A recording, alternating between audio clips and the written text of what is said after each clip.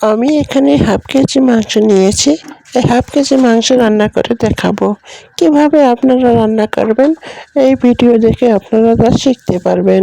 চলুন আমরা দেখে আসি কিভাবে রান্না করব। প্রথমে আপনারা পেঁয়াজ, রসুন, মরিচ সব কিছু কেটে নেবেন। আমি দেখতে পাচ্ছেন পেঁয়াজগুলো কেটে নিয়ে আমি একটি ঝুড়িতে রাখতেছি।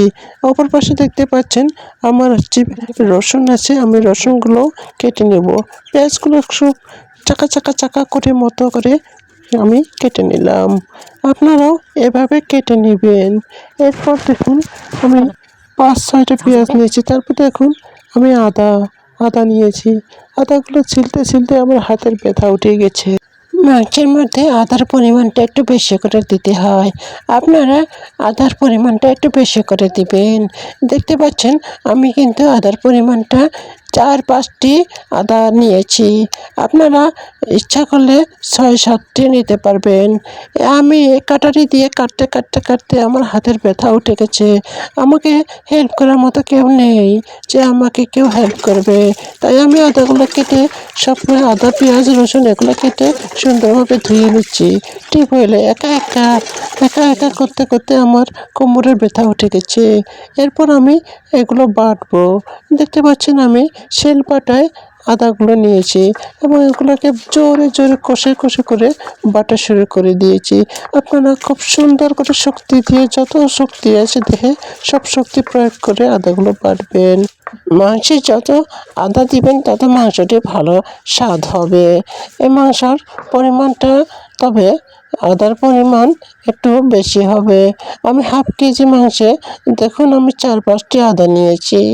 এরপর দেখুন আদাটা বেটে নিয়েছি। তারপর হচ্ছে আমি রসুনগুলো বাটবো। দেখুন আমি কিন্তু রসুন নিয়েছি 8-9টি, অথবা আপনারা কম বেশি করে দিতে পারবেন। দেখুন আমি কিন্তু রসুনগুলো বাটতেছি। খুব মিহি করে বাটবেন আপনারা যত মিহি করে বাটবেন তত সুন্দর ভালো একটা ঘ্রাণ আসবে। এরপর দেখুন আমার শেষ রসুনটিও আমি কিন্তু বাটা শেষ করেছি। আমার যত শক্তি ছিল সব শক্তি আমার কিন্তু প্রয়োগ করেছি। এই শক্তি আমি মাংসটি খেয়ে আমি অর্জন করব। রসুনগুলো আপনারা এমনভাবে বাটবেন পিষে পিষে যেন একেবারে সেগুলো গলে যায়। আপনারা সে মাংসে যে রসুনগুলো দিবেন সেই রসুনগুলো একটু অল্প করে দিবেন। এরপর আমি দেখুন মরিচ নিয়েছি। মরিচগুলো আমি 10টি মরিচ নিয়েছি। আপনারা একটু যেরকমভাবে ঝাল খান সেরকমভাবে মরিচ দিবেন। আমি এখানে 10টি মরিচ দিয়েছি এবং কি পরবর্তীতে আরও 2টি মরিচ দিয়েছি। মোট 12টি মরিচ। আমি 12টি মরিচ বেছে নিয়ে একেবারে শিলপাটায় একবারে সুন্দর করে মিহি করে বেটে নিয়েছি। আপনারা এরকম করে করবেন। তবে আমার বোর হচ্ছে একটু ঝাল খেতে বেশি ভালোবাসে, তাই আমি একটু মরিচের পরিমাণটা একটু বেশি দিয়েছি। দেখুন আমি একটি কড়াইতে মরিচ, রসুন, তারপর হচ্ছে তেল, তারপর হচ্ছে আদা, এগুলো আমি সুন্দরভাবে দিলাম কড়াইয়ের মধ্যে। এরপর আমি হচ্ছে ভিতরে চুলায় তাপ দিব, আগুন জ্বালিয়ে দিয়েছি। এগুলো যখন একটু সিদ্ধ করে নিব, যখন একটু সিদ্ধ হবে ভেজে ভেজে সুন্দর করে ভেজে নেবেন আদা, রসুন, পেঁয়াজ এবং কি হচ্ছে মরিচ। পেঁয়াজগুলো আমি দিয়ে দিচ্ছি। দেখুন সবটুকু পেঁয়াজ যতগুলো পেঁয়াজ কেটে নিয়েছি সেই পেঁয়াজগুলো দিতেছি। আপনারাও এরকমভাবে করবেন। এরপর আমি একটু ভেজে নিব। দেখুন আমি কিন্তু ভেজতেছি সেই আদা, মরিচ, লঙ্কা এবং কি পেঁয়াজ। আপনারা এরকম করে ভেজে নেবেন। দেখুন আমি জাল দিচ্ছি এবং কি আপনারা একটু লবণ দিবেন, পরিমাণ মতো করে লবণ দিবেন। আমি হচ্ছে একটু 2 চামচ লবণ এবং পরবর্তীতে হাফ চামচ লবণ দিয়েছি। এরপর হলুদ দিচ্ছি। দেখুন হলুদ আমি 1 টেবিল চামচ দিয়েছি এবং পরবর্তীতে হাফ টেবিল চামচ দিলাম, পুরো 1.5 চামচ দিলাম হচ্ছে হলুদ। দেখুন আমি এখন সবগুলো একটু ভেজে নেব। কড়ার জালটা একটু মিডিয়ামে রেখে আমি কিন্তু ভেজে নিয়েছি। আমি হালকা ভেজে নিচ্ছি। আমাদের এটা হচ্ছে গ্রামের বাড়ি, তাই তো গ্রামের বাড়িতে আমাদের রান্নাবান্নাগুলো খুব স্বাদ হয়।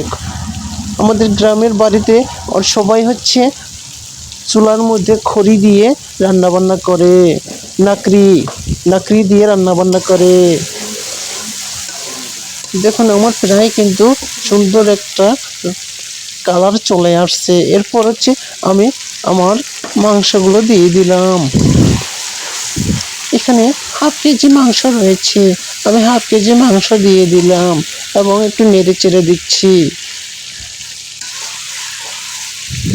মাংসের পিসগুলো সেই সুন্দরভাবে কেটেছে।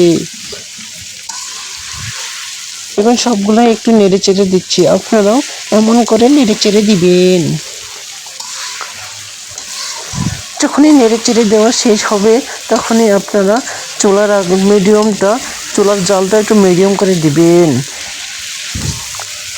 দেখুন আমি কিন্তু 5 মিনিট ধরে এটা একটু ভেজে নেব। আদা রসুন পেঁয়াজ মরিচ এবং যে মাংসটি খুব সুন্দরভাবে একটু এখন ভেজে নেব।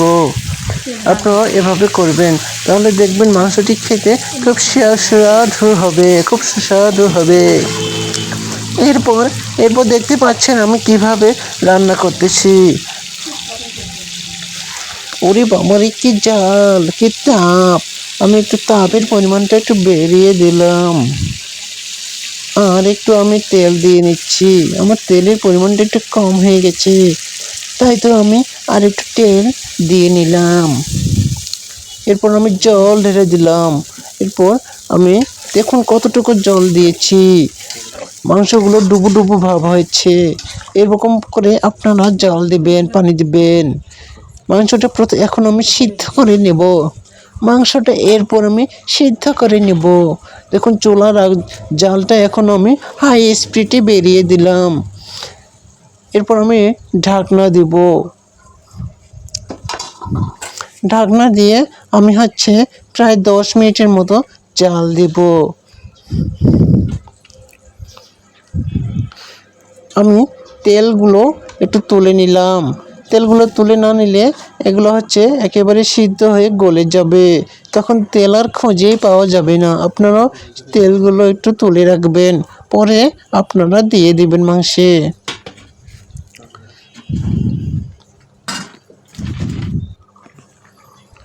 আমি ঢাকনাটা দিয়ে নিচ্ছি।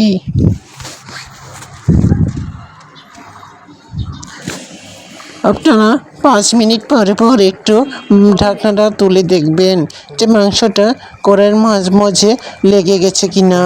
আপনারা একটু কড়াই ঢাকনাটা তুলে একটু নেড়ে চেড়ে দিবেন। আমি 5 মিনিট পর ঢাকনাটা তুলে একটু মাংসটা নেড়ে চেড়ে দিচ্ছি।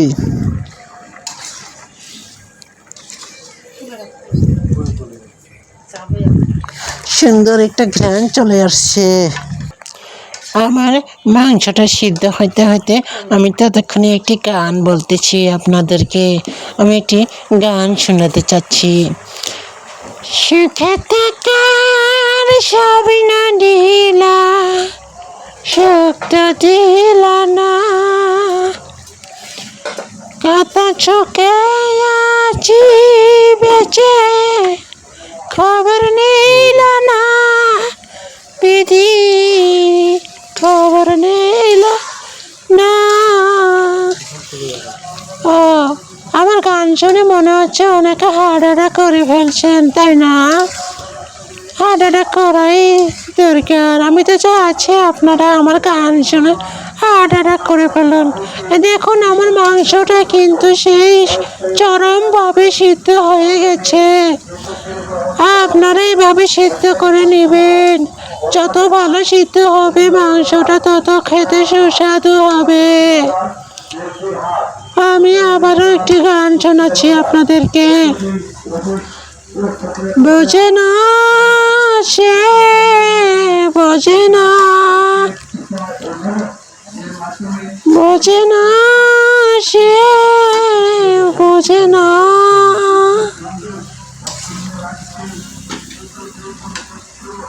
আমি কাঁদি কি তারে দেখা উত্তর আজ মেলে না, মেলে না, বোঝে না সে, বোঝে না,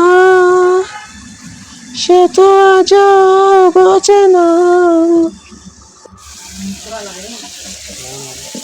আমি কাঁদি একা।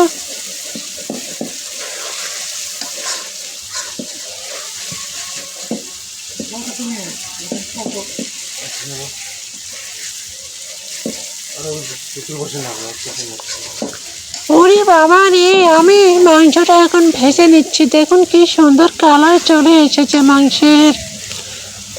আপনারা কিন্তু এইভাবে ভেজে নেবেন, যত মাংসটা ভাজবেন তত খেতে সুস্বাদু হবে।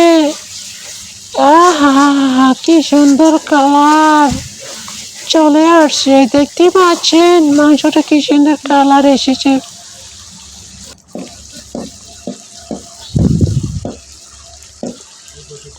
দেখুন আমার মাংস কিন্তু প্রায় হয়ে গেছে, সব সুন্দর। এখন কিন্তু ভাজতেছি, এ ভাজার উপর নির্ভর করবে আপনার মাংসের স্বাদ। কি সুন্দর ঘ্রাণ। আমি এখন আর একটু পানি দিয়ে নিচ্ছি, ভাজা হয়ে গেছে, এখন পানি নিয়ে দিলাম। আপনারা এইভাবে পানি দিবেন।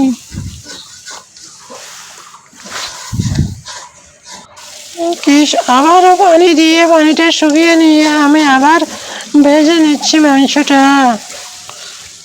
কি সুন্দর সুস্বাদু।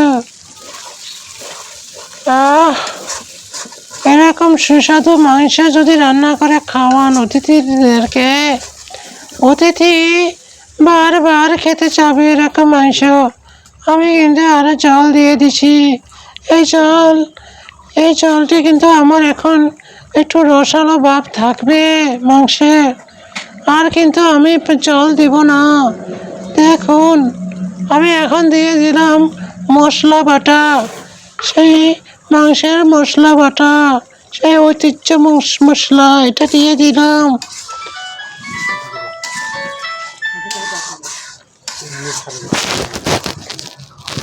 দেখতে পাচ্ছেন আমি দিলাম। মাংসটা আমার রান্না প্রায় শেষ, আমি একটু পরে মাংসটা তুলে নিব।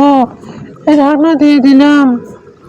এই ঢাকনা দেওয়ার পর আমি একটু পরে কিন্তু মাংসটা তুলে ফেলবো। এখন মাংস কিন্তু তেলটা ছেড়ে দিয়েছে, আমি এই পর্যায়ে মাংসটি তুলে ফেলবো। কি সুন্দর ঘ্রাণ এসেছে, আমি ঢাকনা দিয়ে তারপর তুলে ফেলবো। কি সুন্দর। আমি আমাদের যে অতিথি আসছে সেই অতিথিদেরকে এই মাংস খাওয়াবো।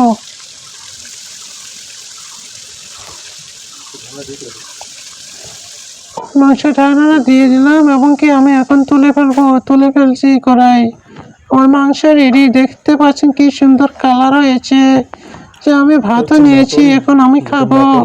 মাংসটা দেখতে পাচ্ছেন কি সুন্দর কালার, এই কালার। আর আমি এখানে করলা ভাজি নিয়েছি, তারপরে শাক ভাজি নিয়েছি, তারপরে হচ্ছে এটা কাশ্মীরি ধোকা, এটা করলা ভাজি, এটা ডাল এবং কি এটা বাসমতি চাল। আমি এখন খাবো এবং আমাদের যে অতিথি আসছে তাদেরকেও খেতে দিব। ধন্যবাদ আপনারা।